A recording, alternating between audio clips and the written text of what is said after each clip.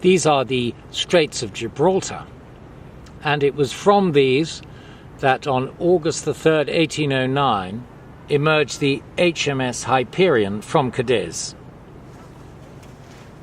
On board were Lord Byron, his diarist John Cam Hobhouse, his page boy Robert Rushton, and his Iberian guide Senguetti. He had sent the old family retainer Joe Murray and his faithful valet Fletcher ahead by boat from Lisbon with the enormous amount of baggage, and they would arrive here in a few days' time.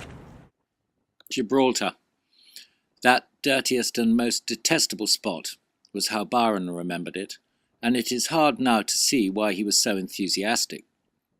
Its reinvention of itself as an offshore tax haven for spread bettors and online gamblers is confounded by its seeking respectability within the European Union. It seems to want to have its licorice all sorts and eat them. The scrubby old squaddy town is not quite sure what it is these days, and so has become a cross between Portsmouth without the finesse and the Cayman Islands without the financial probity. And what's with these mock Tudor apartments and 80s modernist office blocks? The promoters will tell you it is the new European Dubai, but it is really just new Magaluf for those who find the real thing too suave and sophisticated. But before they could experience the joys of Gibraltar, they had to find a hotel, and they were lucky enough to stumble across the Three Anchors. The Three Anchors is no longer a hotel, but a casino of sorts. Its name is Bingo Casino, and it is where Gibraltar's finest come to gamble the night away. Fortunately, as you can see, it's been improved enormously over the years. Yes, the Three Anchors is no more. Hardly surprising, as Hobhouse found it was a horrid and dirty, a shocking hotel, and their rooms were very buggy, that dinner was bad, spoilt by greasy cooking. Byron noted that the owner, one Hawthorne, was a fat, short man like the pictures of Jolly Bacchus.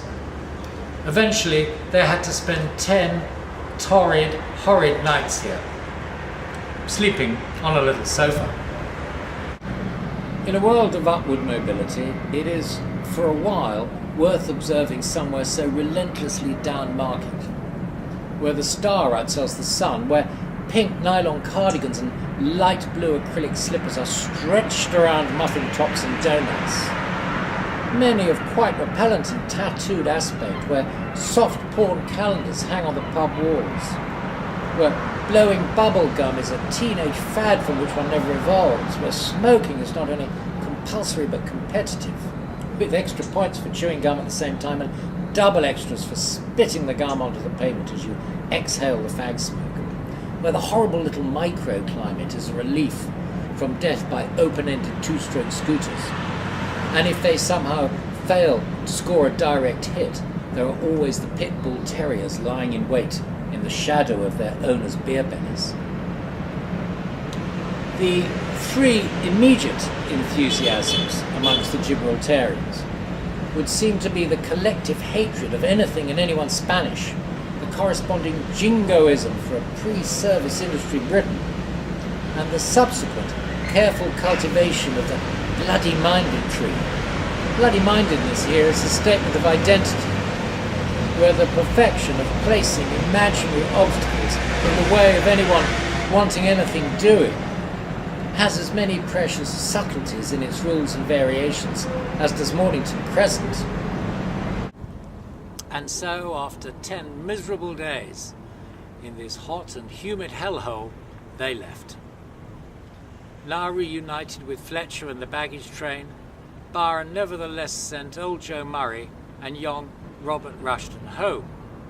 He felt Murray was too old for the stress of the journey ahead, and as for Rushton, well, Turkey didn't seem like a nice place for young boys, and ain't that the truth? But before Turkey, they had to sail to Malta, via Sardinia and Sicily.